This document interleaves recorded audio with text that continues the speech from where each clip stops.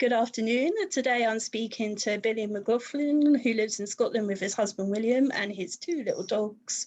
He's written 8 books and his 9th is out on Friday the 18th of December. Good afternoon, Billy. Would you like to tell us a little bit more about yourself and your journey to becoming a writer? Hi there, hi everyone. Nice to see you, Donna. Thanks for inviting me to do this. As you said, I'm in Glasgow with my husband and the 2 dogs. I've worked for the health service at the moment, but also have a passion for writing. So the 9th book is out on Friday, as you said. And my journey to becoming a writer was a happy accident, actually. I was doing a lot more kind of singing and songwriting and working in pubs and that kind of thing, and I had always had a desire to do some writing, but I think the fear of rejection or the not really kind of knowing how to explore it prevented me from doing it. And then one day I just wrote this short story, which was turned into a novelette called Invisible, which I released on Amazon and didn't even tell my husband. So we were on the way to Birmingham on a bus, and I said, "Oh, somebody's bought my book," and he kind of looked at me and was like, "A book?" And it went from there. So that was really how it started. And then the kind of first long kind of main length novel, Lost Girl, came shortly afterwards, mainly because people had enjoyed that and were writing to me and saying, "We'd really like to see more. Are you going to be writing anything longer, like a full-length novel?" So that was really how it started, and it's just been a bit of a roller coaster ride and a real learning curve. Yeah, I can imagine. Yeah, definitely. So does your husband read your books now? Is he your first reader? No, he doesn't. He reads. He read In the Wake of Death and loved that. He then read Fractured, which was much later, which is probably the most psychological because it kind of touches very heavily on mental health, and I think he really enjoyed that. Some of the other ones he's started to read, but he's not a big reader. He's very into documentaries and factual information. He'll read a book about a medical book cover to cover very quickly and things. So he's very supportive, and his sister is probably my first reader. She usually messages if she's not heard anything about me in a while, and she actually lives in Birmingham as well, and she'll message and say, "When's the next book coming out?" So awesome. No, he's not. Your books are quite dark. Is there any subject that you will absolutely not touch? Well, I think by the very nature of these books, they're quite dark, and I think you need to be willing to explore dark themes for them to feel authentic. I think child abuse is a big no-no, and I think a lot of people that I've spoken to have felt like that. Other writers have felt that animal cruelty and cruelty to children is perhaps a dodgy place to go. So yeah, I mean, I'm not saying that you could never write about these things, but I think you'd have to really go to a dark place to explore them. And I'm not sure that I'm really the person to do that. I don't think those subjects, but everything else I think is fair game. You've got to be able to go to dark places. I mean, the kind of books that I write are for entertainment, but you've also got to connect with people as well, and for people to be able to relate, whether it's getting kind of to the good side of it or the bad side of it. Yeah, so that's probably it. Your books have been praised for their psychological elements. Is the psychology of the criminals something that interests you? Yes, it is. I'm actually doing some psychology at university just now, which is really, really interesting. We're exploring actually at the moment violence in the media, video games, going back to when horror movies were being banned because they were basically being blamed for children acting out in violent ways. So it's really interesting. And I think the psychological. But I'm always very interested anyway in how people react to things and people's behaviour and why did they act like that? Why did they do that? What made them think that that was okay? That's always in my mind whenever I write anything. Do you know, does this behaviour feel how it should? Is it how a person would react in this situation? And of course, my husband's a mental health nurse, so I'll quite often say to him, "What do you think about this? Do you think this person would do this? If you were in a ward in a psychiatric unit, would happen?" And although he doesn't read all the books, he's got a lot of input that he probably isn't even aware of. Yeah, I'm doing a forensic science degree, and we done psychology for 2 units, and it was probably my favourite part. It's so interesting to learn how people's minds work behind. Yeah, so I can understand that. And is that something that you would be interested in exploring more in the future? Yeah, I think so. And like, I mean, they say profiling isn't a real thing, but it is very interesting. So I loved it. Yeah. Would you consider writing in any other genres? Yes, and I have touched on a couple of other things. That the short book Krampus, I don't know if you've came across it at all, was actually written for charity. It won the Reader's Review Group Awards that year that it was released, and it was a fairy tale Christmas story. So that exists. Also, I don't know if you read Emma Mitchell's When Stars Will Shine anthology last year. Did you catch it? It's fantastic, isn't it? There's so many great stories in that. The story that I contributed to that is different again, kind of touches on PTSD, but also, the long-lasting effects on families when alcoholism and that type of thing. It's a very short story, so it's all kind of a short story, but those subjects are touched on. But I'm always thinking about wanting to write something else. And actually, In the Wake of Death, which is the follow-up to Lost Girl, originally existed as a gay ghost story, love affair ghost story. But I can never stick to it. And you know what, my motto is very much, just because it's a love story doesn't mean you can't have a killer or two. But so that kind of went from being that in my mind to another of my dark psychological thrillers. So yeah, but I'd love to write something different. So fingers crossed that happens. And would you consider writing with any other authors? I don't know about that actually. I think about that, and I think because I see that become quite a thing. I see James Patterson, for instance, who's somebody I love, now writes with somebody else on some of his work, and when I think about it, I think if you wanted to work with somebody, you probably have to already have a mutual respect and an admiration for them. So what happens when you don't agree on something and it all goes pear-shaped? So that makes me very reluctant. But yeah, of course, if somebody approached me and invited me to contribute something, I would absolutely be thrilled to do that. So again, it's something, maybe that's a goal in the future. And also to overcome maybe my nervousness about working with somebody else on a writing project. Yeah, I'm sure everyone is nervous when they do it. It is a strange thing, isn't it? Yeah. What authors inspire you? Lisa Gardner is somebody that I really, really love. Again, I've kind of followed her career from very early on. I actually only discovered her one Christmas. My sister bought me the book, the Kevin Hour, and I'd never heard of her. Read the book and then went back and bought all the previous books. And she was a kind of very ordinary woman who just wanted to write, So it's very much a story of somebody just having a desire to do something and going for it, rather than she went through college and university to be a writer. So I really admire her. I love her work. She's such a gifted writer.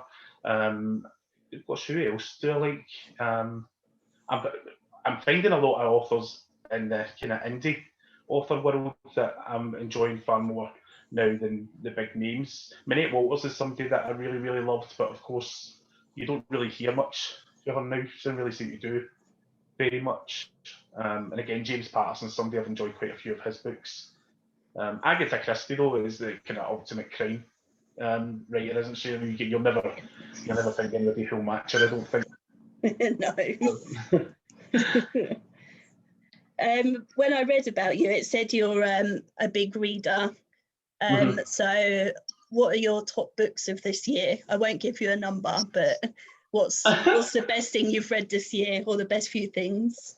Well, I read your top 10 favourite books of this year, and I thought I hadn't read probably quite a number of them, and I thought some of them looked really good. So that's good to get a recommended list to go to. Actually, this year I haven't read very much. I found that early on, and obviously what's been going on this year with the whole COVID thing, very early on, I was trying to get The Blood Runs Darker finished. Actually finished the book in April, finished writing it in April. Didn't like it. I went back and did my first read through, didn't like the story, so I thought I have to go back but at this point I'd already kind of sort of gave myself the deadline and started speaking to people about it coming out. So I was very disappointed that didn't happen, but concentration was just out the window. So I found that I didn't read that much new stuff this year. One of the series that I did go back to was the Adrian Mole books, which I absolutely loved. And I then went on and read some of Sue Townsend's other work away from the Adrian Mole series. And it was just absolutely just would lie in bed laughing my head off. And Will, of course, was like, "What's that you're laughing at?" And it's never funny to somebody else when you say, "Oh, and this person said blah blah blah blah," and it's totally out of context, so it's not funny to them at all. But I was like nearly falling out of bed laughing, you know. Yeah. Some of the other books that I've read this year was Alex Breck, The Lost Report, a fantastic book. Kerry Watts, of course, who has become such a good friend as well through reading her books. I just love the stuff that she's writing, and hope that we'll be getting more from that. Cheryl Elaine, Camp Hill. Have you read that? I need to read that. I keep seeing about it. It's on my to be read, which is insane anyway. But yeah, I've seen that mentioned a lot. I can imagine, because I read her Stitched, which remains one of my favourite books. That was a book that I kind of thought, oh my god, this is so dark, and it's so different from, you know, like Cheryl's on my social media, and you know, I'll see things from her, and she seems so lovely, and then you read this really dark book, and I suppose it's like that for everybody. You know, if people read my stuff, they probably think, God, he must have a really dark, gruesome mind. But yeah, I mean, Stitch was one of my favourite books, and Camp Hill was a really, really good follow-up. So yeah, there's been loads of stuff that I've read, but nowhere near probably what I would usually read. Yeah. I think some people found that it increased their productivity writing and reading, and some people found the opposite. So I think I read more. There's been amazing stuff. Well, I've been following a lot more music, and actually I got back into it because before I was writing, I was doing some songwriting and kind of mixing and things like that, and I hadn't done it for several years. So I kind of went back to that a wee bit recently, and would like to do more of that. It's totally for personal. There's no kind of desire to be the next Ed Sheeran or anything like that. Not that I could even touch his songwriting skills or singing or anything like that, but it's just purely for personal pleasure. So I've loved watching loads of people how they're performing online and do online gigs, and like this kind of thing as well, where we're kind of doing this rather than, you know, sitting across from each other. I have to say, I've never been to any of the conventions, and I'm quite envious because I see them when they've happened, and I see what a great time and what a great community it is, and then I get nervous about the thought of it. And Livia, I don't know if you know Livia, She quite often tries to encourage me to go to things, and I will definitely make an effort to go to something, and maybe know I'm in the bar or something like that. But it's been great to see how everybody still just came together this year, and they've done it online and through social media and keeping in touch and checking in on everybody, and that's been, I think, quite inspiring, I think, for everybody. Yeah, it seems like a great community anyway, so no pandemic is going to stop everyone getting together. No. So No, yeah. we'll overcome it. Definitely. Yeah, I've noticed that. It's amazing. Yeah. You said you've always wanted to be a writer. So at what point did you realise I've made it, I've done it, I've finally achieved what I've set out? Oh, I don't think I'm quite there yet. You've got but 9 books written. That's I know, but that in itself, I know what you're saying. I mean, that in itself feels very much like an achievement. And every now and again, when the new book arrived, when the actual print copy arrived, it's moments like that where I kind of hold it in my hand and realise I've created this, and all the work that I've done for it has come together. And at those moments, I feel like I've made an achievement. And then there's been the occasional kind of appearance near at the top of the Kindle charts on Amazon, which is a big thing. And it's, you don't really write because you think you're going to be a millionaire. You don't write because you want to have a number one. Those things are the furthest from your mind when you're writing, and you just want to reach people. But when those things happen, you kind of think, oh, this is the kind of aftermath. This is what you're getting in return. So those moments are nice, but there's still so much more I want to write about. There's so much more I want to achieve. I don't feel like I've kind of learned everything that I need to learn either. Every book I learn a bit more than the one before.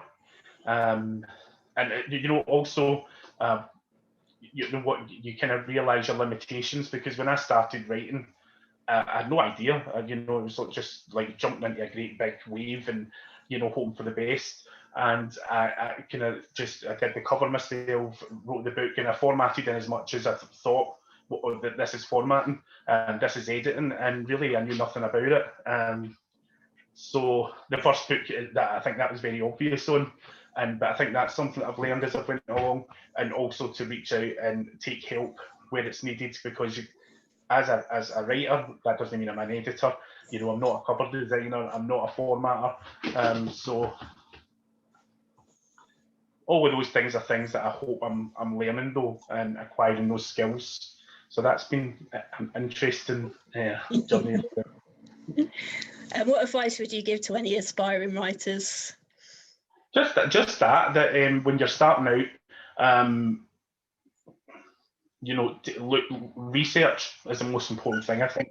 Know what you're getting into. Think think about what it is that you want to achieve, and you set your goal. But use the things that are available to you. Also, share. One thing I dislike that I see online a lot is people adding on social media because they've got a book to promote. And there's no communication. There's no you giving and receiving or anything like that. It's a community. It's about communicating with each other, and it's not always possible to read everybody's books or to share everybody's posts, and you don't always see them. But if I see somebody's releasing something, and they're a friend on Facebook or Twitter or anything like that, I try to share it as much as possible. And it's a generous community in that way, and I see other people doing it, and a lot of you guys as well, and on all the blogs and the websites,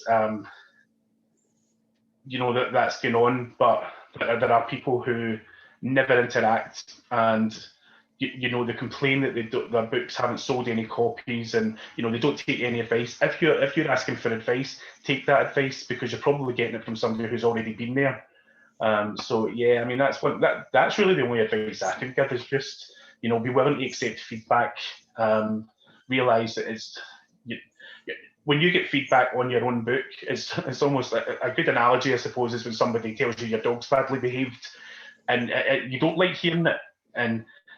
But the important thing is to take on the feedback, because that's how you learn and that's how you grow. And so that's the kind of most advice I can give to anybody. and just keep writing, keep writing. Don't let anything deter you, and enjoy it, because there's no point doing it if it's not something that makes you feel happy. Sounds like good advice to me. Yeah. Are you someone that has loads of ideas floating around in your head, or a notebook of ideas of things you want to write, or does something come to you and then you decide to write that? Donna, I have probably about a whole laptop hard drive full of half-written material and short stories and plots. I have been writing. I spoke to you earlier about not really always kind of having the confidence to go forward with writing, but it was something I always did. So actually, when I went back, I found it was probably about 100 and odd first thirds of a book that I'd been writing over the years, and just starting things and not finishing them. And there's been more of that. And I would say probably every other day I have a plot in my mind for a new book. And I have to really refocus myself, because I've now started work on the next one. It's very early days. There's nothing really even set in stone. But while I'm starting that, I'm then thinking about something else, and then I'm going back to D.I. Phil Morris, who's the lead in the first 4 of his books, and he keeps popping up again. And a couple of people have actually messaged to say, is he in the new book? And they're not very happy that he's not. He's on, not to give too much away, but he's on honeymoon. So I have got a few more books lined up with him in it. I don't know when they'll happen, or when I'll start to write those, but he's having a well-earned rest. And there's tons of books in the pipeline. Half of them will never see the light of day, as you can probably imagine. You're a plotter or a pantser? A plotter, definitely. When I start to write a book, I have a spreadsheet. I don't know if anybody else uses Excel, but I'm mad on Excel. I've got it for everything. So I plot out the books, and I even plot out the kind of days that I'm going to write it, which again never happens. I never stick to the schedule. But I've always got that in place, and then I have, let's say, worksheets attached for when changes are being made. So yeah, I'm very much a plotter, and I've tried to go the other way. I've tried to kind of think, let's just go with the flow and see where this story goes. And I always then think, no, I need to put something in place so that I don't forget this, that, or the other. Yeah, actually, I think you're, out of everyone I've spoke to so far, you're the only the third person that's a plotter. Everyone else is right? Yeah. Oh my God! Well, I wonder who's not a plotter. That would be interesting to see how it turns out for them, and at what point in the writing process will they think, oh God, I've got to go back and revisit all of this and make notes, and because I would just be totally stressed out by that. But I love that people can do that. Yeah, I know. Me too. My favourite question now is, do you hide any secret messages or jokes in your books that only a few people will understand? Yes. Well, I'm trying to think where they are. They're kind of, I'll use expressions that I've heard other people use, or funny comments, and I'll use those people who are funnier than me, and I'll think, well, that's a funny comment. I'll need to try and remember that, and then it'll keep up in a book somewhere. One of the characters will say that, make this comment, and that's a little kind of nod to that person. So when they read it, they'll go, oh, that's a little bit of me in that book. There was a story, my friend who was living in London, she's now in Dubai, but she told me once that there was a hilarious falling out with the postman and the woman across the street, and she was going mad out in the street. And I laughed so much at the story that actually a little take on the story ended up in one of my books. So if anybody ever reads In the Wake of Death, they'll now recognise that story, and that really happened with a little twist on it. I just hope the lady who the story is about never finds out that I've written it about her. So, and then other things, our train spotting moments are just for people who are avid readers of my work.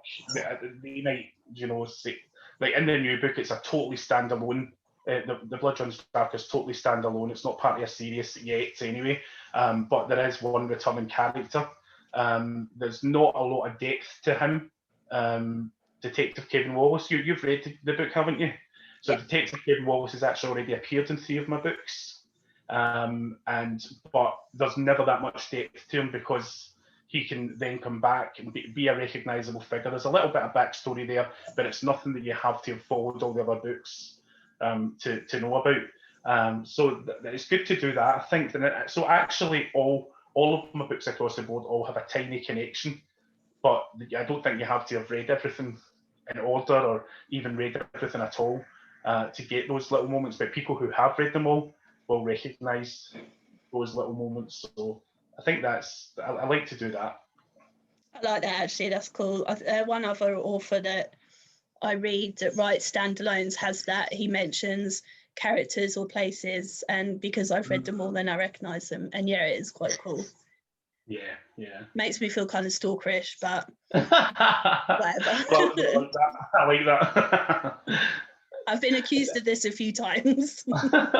That's all right. I can walk paper the walls with them injunctions. Just one more. He's lucky he lives in Cumbria and I live about 4 hours away, so he knows he's safe. It's fine. Of course. Bless him. He's not generally scared, but sometimes, it keeps him on his toes.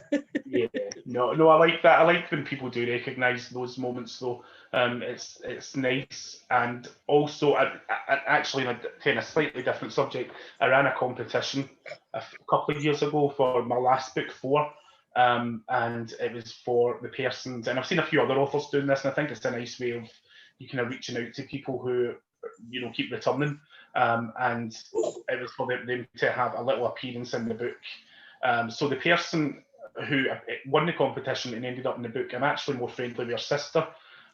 So I've had to actually give her sister a little cameo in this new book because she was getting slightly stalkerish, I think. The word. When was she getting her turn? So yeah, that was quite fun though to kind of incorporate somebody real in a way that was not insulting. Yeah. Apparently most people want to be evil if they're included in a book. Generally people don't want to be nice characters. They either want to be dead and they don't want to be just like the body at the beginning. They want to be a major character who dies, or they want to be the serial killer. Nobody ever wants to be the detective or the sensible character in the cafe. They just want to either kill or be killed.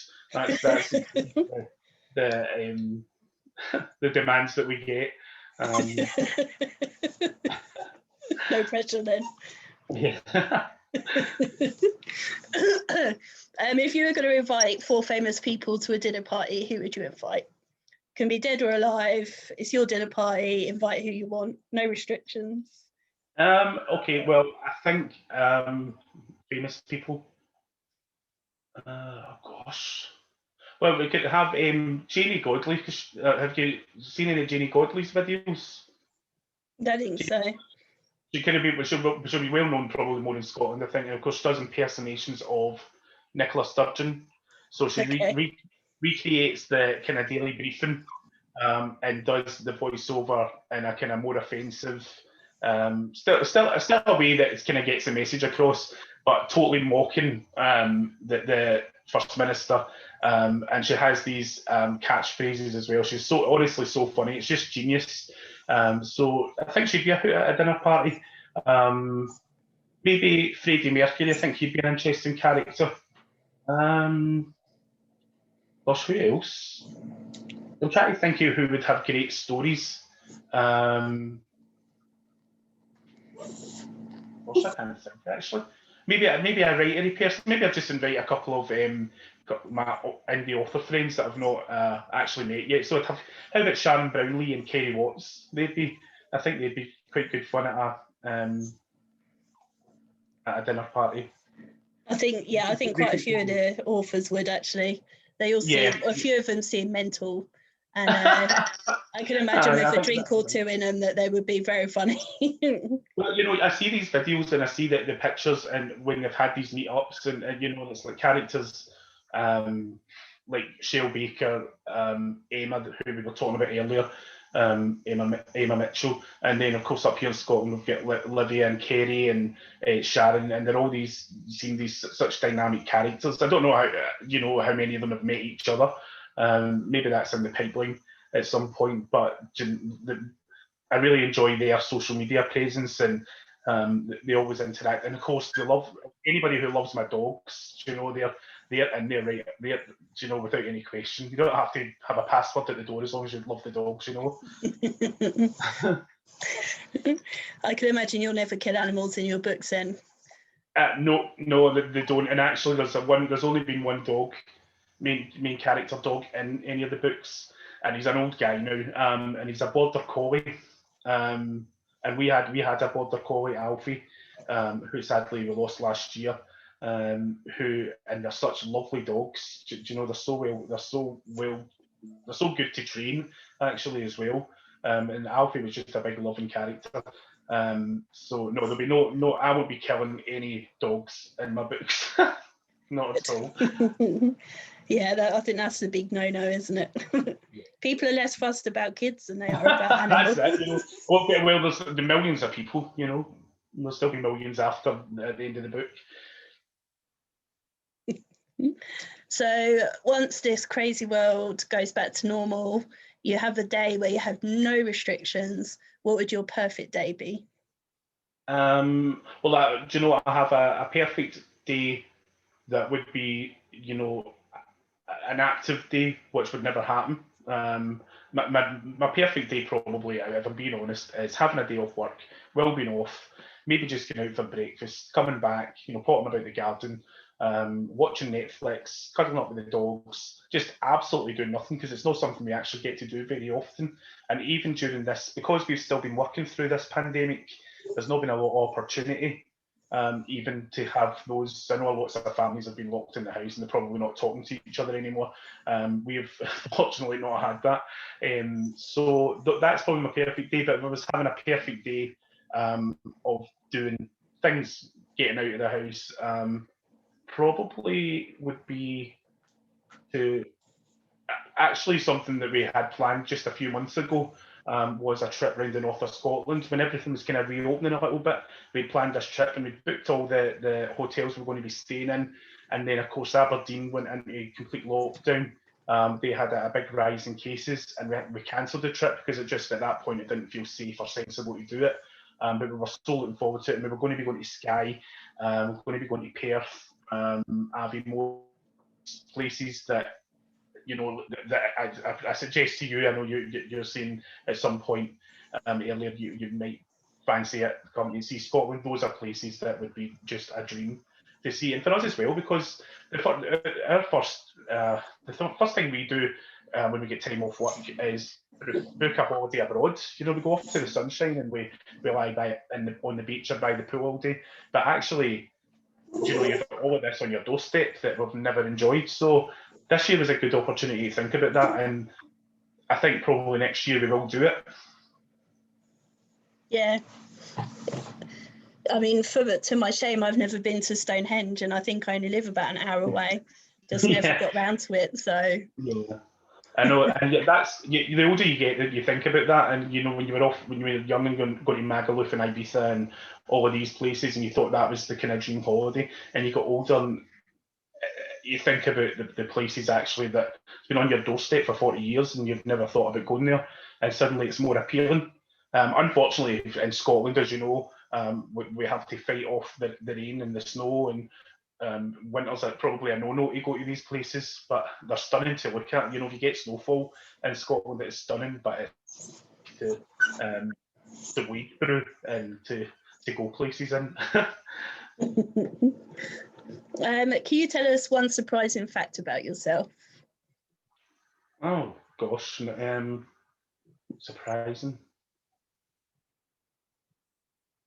Probably I don't know about surprising, because everything, I'm an open book, I think. So whenever anything happens, I just pop it on Facebook, and everybody's got a kind of running commentary to what I'm up to or what restaurant I've been to, that kind of thing. So maybe for the next time we interview, I should keep some things back. Probably the most surprising thing that people learn about me is that probably that I'm actually a pretty decent singer, and that for years I've worked as a DJ and karaoke presenter in bars. But most of my friends and family know that, so it's not really that surprising at all. I don't think there's anything. I don't have any shocking skeletons in the closet or anything. I'm not writing from experience. It's definitely not.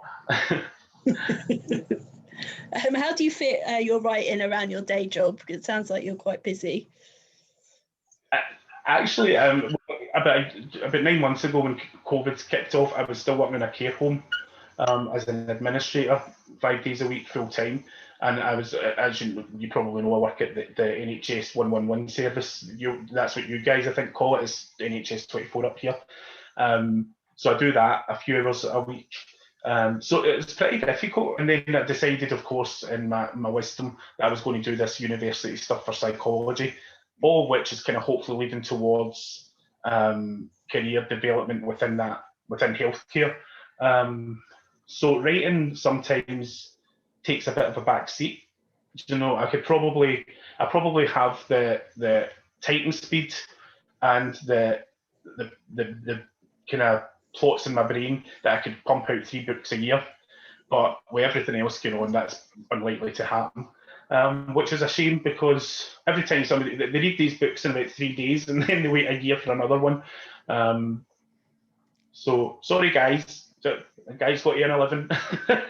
Yeah, it's a bone of contention between me and one of the authors, because I'm a really fast reader, so yeah. I can literally read this book in a day, and then I'm like, when's the next one? It's like, we just can't go fast enough for you. Yeah. It's like, I'm typing as fast as I can. It's not fast enough. Yeah, oh gosh, I know. Sorry. Yeah, it's fine. I understand now. I know it's hard. Yeah. Still not quick enough though. I should read slower, but I can't. I literally physically can't read slower. I know. And but one of my friends, she says that I should just make the books longer. And I think, gosh, you'll be waiting 3 years if I double the page count. Just read slower. Yeah, that's the answer, isn't it? Especially if it's good. Yeah, well, I promote everybody else in the time that I'm not doing anything. So, and I'll tag, there's a small group on my page of my aunts or uncles, or friends who I know like this kind of this genre. So I will tag them everything I see. If there's any freebies or anybody's doing a 99p offer, and get this on your Kindle while it's going. So I think that's good, because it gives them something it gets them off my back for about 9 months. They just keep throwing these.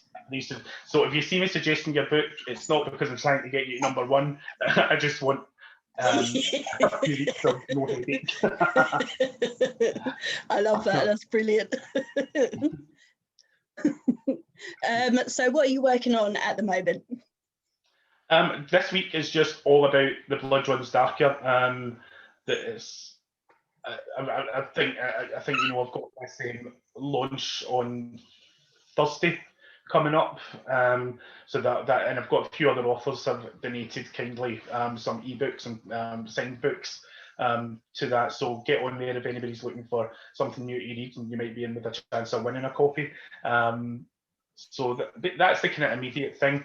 Get Christmas and New Year over with. As I say, I have started working on something new.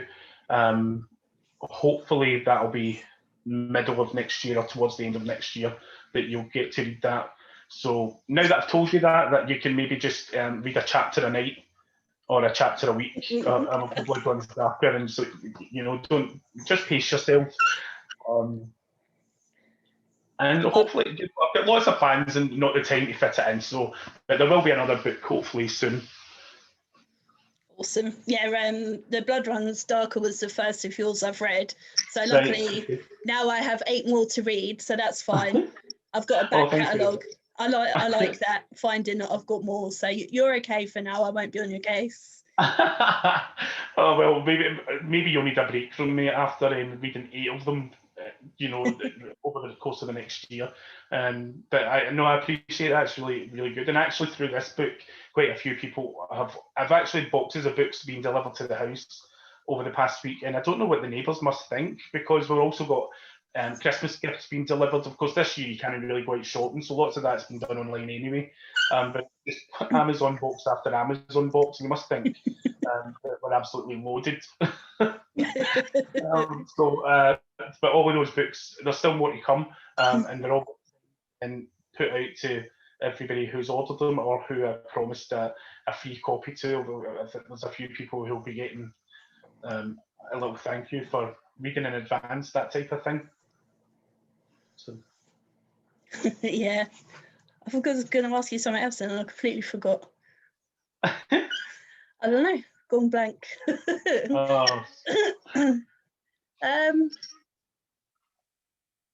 Don't know. So what's next after Christmas and after your new one? What's your plans?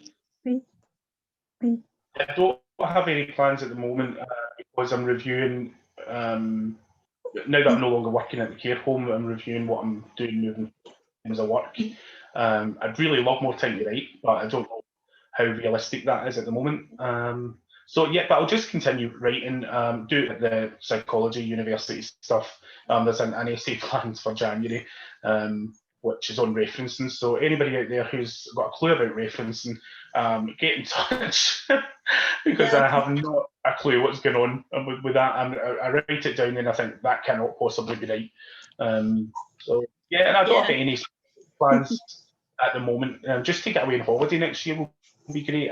Get some sort of normality, whatever the new normal is going to look like, and just get to see everybody who we've missed throughout this year, because it's been really hard to not see a lot of people, and everything being done like this, as nice as it is still to catch up with people, it's never the same as sitting in a room. No. With things. You should aim to go to Harrogate. Yeah. That's the big thing, I think, is Harrogate. So yeah, because I've not met anyone, any authors or anything. I've only seen them like this. So yeah, I want to meet. Yeah. I've been promised drinks and stuff, so I want to make sure I cash in. Make sure, absolutely. Make sure you're there. I'm sure you're going to be a hit at these things, and once you've interviewed everybody, it'll just be like turning up to a reunion. So no, that's good. Yeah, well, I don't know. I'll be very drunk with all the drinks that I've been promised. Oh my goodness, that's funny. Yeah, I just hope it goes ahead. But yeah, I'll join Livia in nagging you as well. I was quite happy to come up to Scotland to drag you down. Well, that is the plan. Yeah, no, I know. I watch. Well, do you remember I've got that injunction lined up. So already, my reputation precedes me. Quick. I think that's definitely the goal, is to be more active in person. And I think that's something we've all learned from this year is, don't put things on hold and think, I'll get round to it, or I'll work myself up to it. Just get out there and do it and meet people and be part of it. And there's so many people who I'm now friends with and have an active relationship with through social media. It's not just like people, but I do have lots of people on my social media who I don't think I ever really interact with. We add each other and you kind of like things now and again, but you don't actually really know who they are or what their work's about. So probably I want to explore more of that, discover more authors, but also just kind of continue the relationships that I already have with people, and like you say, maybe perhaps meet in person and be part of that community. And then finally, I think my last question is, where can we find out more about you and your books? Just add me on Facebook. You'll know everything you need to know. I do have a Facebook page separately for my books. I'm not actually that active on it because I'm still finding the balance between promoting and annoying people. So I don't want to be, here's my new book. I know you only read a post from me an hour ago, but here it is again. So I'm kind of always cautious about putting too much out there. And I should probably be more active on that page. So, but you can certainly add me on Facebook, like my page, Billy McLaughlin Books. There's a little bit about me on Amazon. And that's really it. That's really where you'll find me. I'm quite active on social media. And obviously the books are all available on Amazon. So a little bit of self-promotion here. They're all available on Amazon. Get along there. I'm sure there's a few freebies lined up over the next few weeks. I'll let you know about that when it happens. And I'll put it on British Crime Fiction for you. So lovely, thank you so much. Also, what I would say is Emma Mitchell's When Stars Will Shine book is still available. My story's in there, but there's also more than 20 other stories in there by authors who this will introduce you to them, but also it's for a great cause. It's about supporting our heroes, some of whom come back from Afghanistan or abroad, and they come back really to nothing. And that support is so valuable, and it's we're always talking about people living on the streets and not being able to house them, and not supporting our troops when they find themselves out of the army. So that book was such a pleasure to be part of, and I know Emma was ripping her hair out getting it all organised because of people like myself who don't check my spam for contracts and things like that. But it's a good read, and as you say, if you've read it, what a great introduction to some of it is, and you'll either be laughing your head off or crying. The poem at the beginning gave me goosebumps, and that's before I even got into any of the. So it is incredible. Yeah, I mean that was such a nice touch as well. It was a nice addition, and I thought. The first story actually, not to put any discredit on any other writers, because I don't think there's a single miss in the book. Well, I can't say about mine, I can't be that analytical, but for the rest of them, I don't think there's a single dud. But the first one, which was a true story about his grandfather, I believe, is just phenomenal, and I loved reading that, and I read that again not that long ago on my Kindle. I've got the book upstairs, which has never been bent or unfolded or whatever. I'll check it out my Kindle now and again. But yeah, so if anybody's looking for a good read this Christmas or a gift for a last minute gift for a family member, When Stars Will Shine is definitely a great place to start. Yeah, actually, when we finish, I'm going to post a link to that on British Crime Fiction, because it is a very, very worthwhile. Yeah, it's brilliant. Yeah. And then, so is it Where Bloods Run Darker is out on Friday, and it's available to pre-order now, isn't it? It's actually already, Amazon are so strange because it's already available to buy on paperback. It was released about 2 weeks ago, and I only knew because I suddenly noticed in the numbers that there was a hike in paperback books selling, and I went and had a look, and it showed that some of them, the paperbacks had already been dispatched, and I realised from the minute you click publish on Amazon, the paperback is instantly available, so anybody can get that now. The actual Kindle version and the official release date is Friday. We're doing a little online party on Thursday night, which hopefully goes well. I'm having a nightmare with tagging people on the event, so I don't know what's going on there, but hopefully everybody will be able to join in. People will win some good reads, and we just have a bit of a giggle pre-Christmas. It'd be nice to say hello and thank you to everybody as well. So that's happening Thursday. And yeah, I mean, I just hope everybody enjoys it. It's always nerve-wracking when you put it out and you think, God, I hope that's worked. Just keep in mind that this book already existed 8 months ago, and in a whole different capacity. So this has been rewritten completely for you guys to enjoy. So I hope you enjoy it. Well, I did, and I put my review on this morning because I realised I hadn't done it. So, so it's up. Fantastic. So yeah. Brilliant, thank you. And that's it. Thank you very much.